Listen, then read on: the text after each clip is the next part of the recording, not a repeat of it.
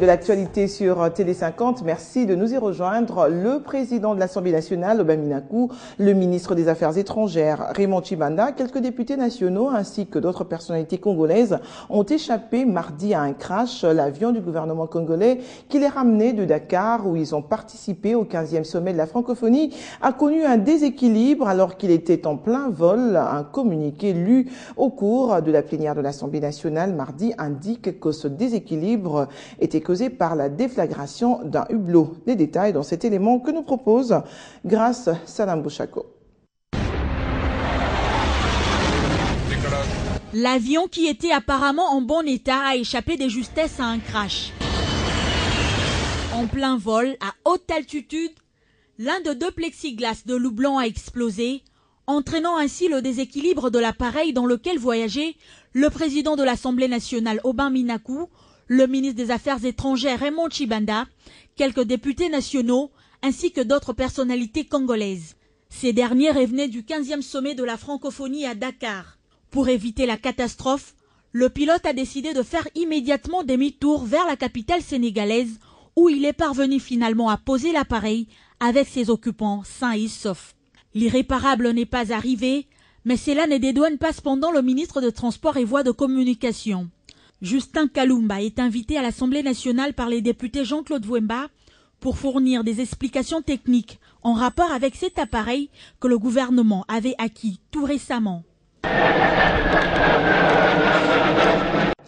Développement durable, la promesse de la technologie est le thème de la journée internationale des personnes vivant avec handicap. À Kinshasa, cette journée a été marquée par une cérémonie officielle organisée par le Fonds national des promotions et des services sociaux à l'intention des handicapés. Objectif, contribuer à la protection et à la promotion des droits des personnes vivant avec handicap. Reportage d'Héritier Manda, rendu par Grâce Moutonkele.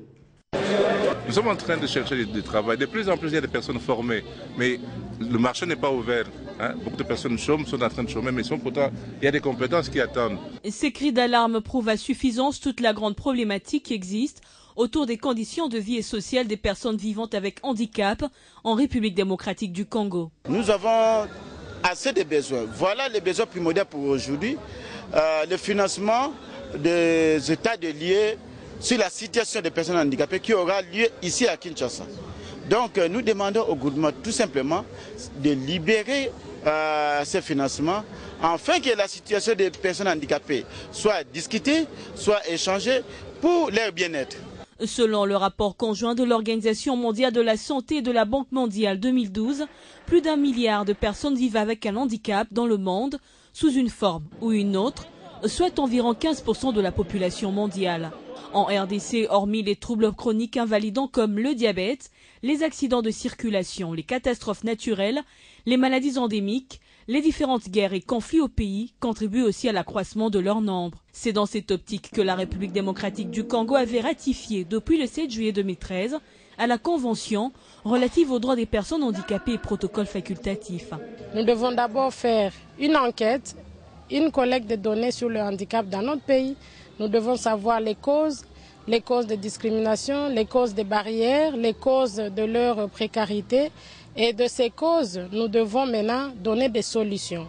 À travers cette journée, le but poursuivi par le gouvernement est de sensibiliser la personne handicapée elle-même à s'assumer pleinement comme actrice dans la recherche des voies et moyens tendant à l'amélioration de sa propre situation. Je vous l'annonçais en titre, bonne nouvelle pour la province du Bandundu. Bientôt son chef-lieu sera connecté à la fibre optique. Ce mercredi, le câble sous-marin a traversé la rivière Kwango pour atteindre la province, je veux dire la ville de Bandundu. Et c'était sous les yeux du gouverneur Jean-Camille Sendou qui du reste a présidé la cérémonie de mise en œuvre des câbles sur le site Sadelmi. Marlon Ketchamou. Une pluie sans doute de bon augure pour les Bandundu. Jean-Camille Sendou lance une opération de grande envergure pour la capitale provinciale. La traversée du câble à fibre optique sous les rivières Kwango et Kwilu, c'est la phase 2 du projet de réseau national de transmission par câble à fibre optique. Aujourd'hui, c'est un grand jour parce qu'il consacre la pose de la fibre de la rive gauche vers la rive droite. ce qui prouve que le chantier est réellement en train d'être concrétisé. Des membres de l'exécutif local, des notables et l'administrateur de la SCTP sont présents à la cérémonie. Il fait dire que c'est un pas vers le désenclavement numérique de la province qui est fait. Vous savez que nous avons l'autoroute traditionnelle et l'autoroute de l'information.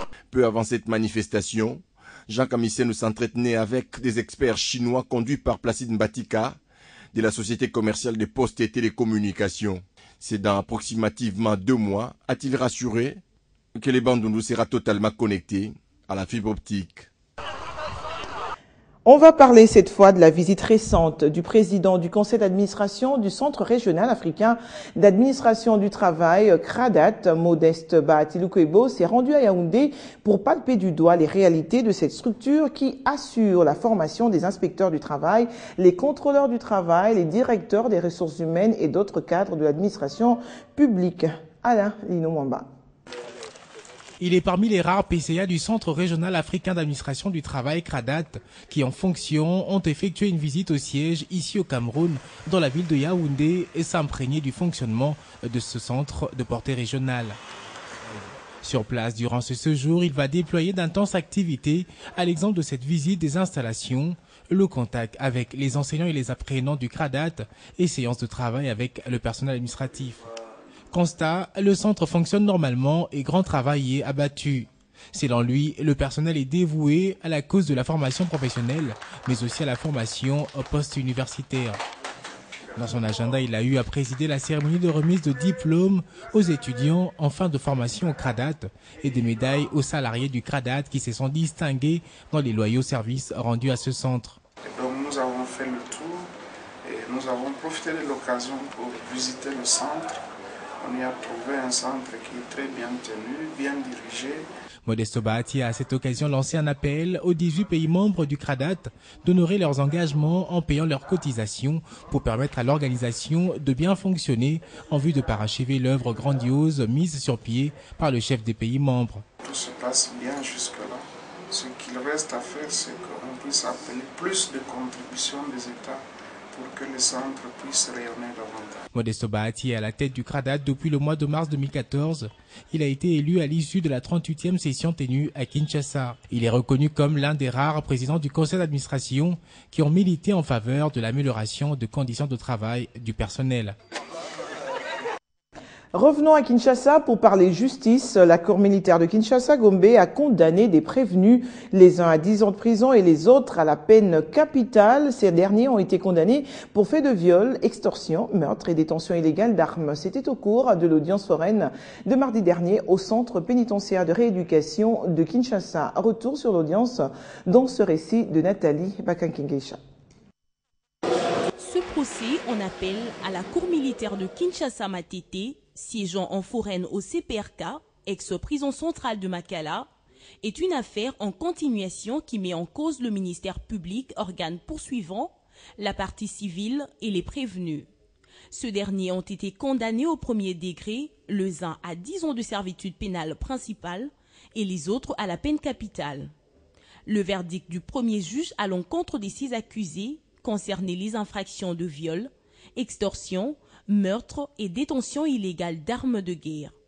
Au cours de cette audience, il a été question pour la Cour d'instruire chacun des dossiers lui présentés, mais l'opportunité n'a pas été offerte à cette juridiction militaire d'entrer au fond de cette matière, étant donné que les causes portant numéro RPA 115, 141 et 081, les appelants ne se sont pas présentés au procès. Voilà pourquoi, sous la présidence du colonel magistrat Martin Kalala, la Cour a renvoyé l'affaire au mardi 9 décembre 2014. L'intensification des formations sur l'harmonisation du droit congolais avec les actes uniformes de l'Organisation pour l'harmonisation du droit des affaires en Afrique. Ce mercredi, la Commission nationale de l'OHADA a mis les défenseurs judiciaires de Kinshasa devant ses formateurs pour une formation qui vise la multiplicité des ambassadeurs de l'OHADA dans tous les secteurs d'activité en République démocratique du Congo. Voici les fruits de plus de 5 heures passées, pendus aux lèvres des formateurs de la Commission nationale de l'Organisation pour l'harmonisation du droit des affaires en Afrique. De quoi se réjouir. Cette formation nous est indispensable du fait qu'il y a certaines procédures, les anciennes procédures qui sont actuellement abrogées et que nous devons appliquer, n'est-ce pas, les nouvelles procédures. Et ces nouvelles procédures, c'est par rapport aux actes uniformes que nous venons, n'est-ce pas, d'appréhender au cours de cette formation. Un système comptable qui assure la sécurité juridique et la sécurité judiciaire. Nous allons intensifier cet élan, nous allons continuer à faire de la formation. C'est ce qui nous est demandé aussi par les autorités du pays autour du droit OHADA dans ces différentes matières qui forment le droit des affaires OHADA. Donc voilà, c'est dans l'accomplissement de notre mission, tout simplement, que nous avons organisé cette session de formation pour les défenseurs judiciaires. Dans la joie pour avoir acquis des nouvelles connaissances qu'ils devront mettre aussitôt en pratique au profit de leurs entreprises, l'appel est lancé à tous ceux qui traînent encore le pas. On doit aider tous les professionnels judiciaires à avoir cette connaissance parce que c'est très indispensable. Il venait de vous donner un exemple. Vous voyez, on arrive même à l'intérieur du pays et certains juristes semblent ignorer, n'est-ce pas, le droit de l'OHADA. Donc on doit, n'est-ce pas, la CENO doit aider. Et avec la collaboration de Aide au commerce, le juriste à parfaire les formations par rapport à l'acte uniforme ou aux actes uniformes. La Commission nationale de l'Organisation pour l'harmonisation du droit des affaires en Afrique entend ainsi participer à l'amélioration de la gestion financière en République démocratique du Congo qui présentait des lacunes. Éducation dans ce journal avec ce don de la centrale solaire que l'ONG Greenpeace et la Fondation pour la formation professionnelle en Afrique vient de doter l'école professionnelle du bâtiment dans la commune de Lemba, une source d'énergie qui vient résoudre les problèmes de coupure intempestive d'électricité qui handicapaient le déroulement de la formation des élèves dans cette école. Suivez. Les solaires nous donnent bien des choses. Une innovation qui vient doter l'école professionnelle du bâtiment d'une source d'énergie propre et inépuisable pour son fonctionnement, avec la puissance des panneaux solaires de 2,4 kW, représentant la quasi-totalité des besoins journaliers de cette école. Ceci est le fruit de Greenpeace en partenariat avec la formation professionnelle en Afrique et les PROBA. Cet événement est aussi l'occasion de rappeler l'excellence de la diversité des relations bilatérales qui existe entre la République démocratique du Congo et la Suisse. L'installation de cette centrale solaire fait suite à une formation organisée à l'intention des apprenants de cette école en 2013 en vue d'apporter une connaissance pratique sur l'installation, le fonctionnement et la maintenance des panneaux. Nous cherchons à promouvoir toutes les formes des énergies renouvelables. Et c'est là, nul n'est ignorant là-dessus. Nous savons tous que les énergies renouvelables sont plutôt intéressants pour le climat. Ce projet est le deuxième du genre, appuyé par cette ONG environnementale internationale, car en 2012, une radio communautaire a été équipée en panneaux solaires à Ossué dans le Bandundu.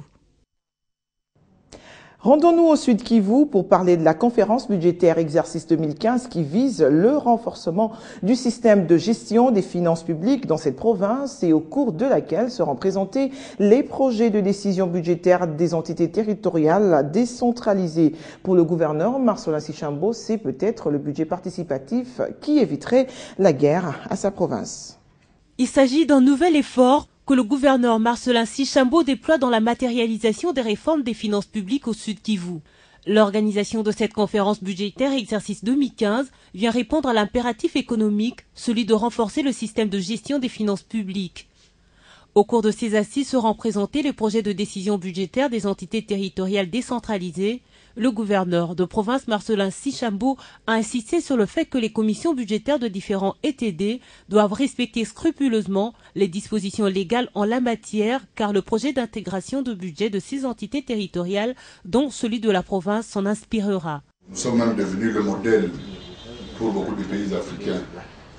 Et toute la République voudrait maintenant faire le budget participatif comme au Sud Kivu. Et donc il faut penser aussi. C'est peut-être le budget participatif qui vous évitera la guerre. Parce que si on veut vous attaquer, il y aura toujours quelqu'un pour dire laissez cette province tranquille. Ils sont en train d'essayer une expérience intéressante pour toute l'Afrique. Cette conférence budgétaire 2015 est organisée avec l'appui du projet de renforcement de capacités en gouvernance, partenaire privilégié du gouvernement provincial.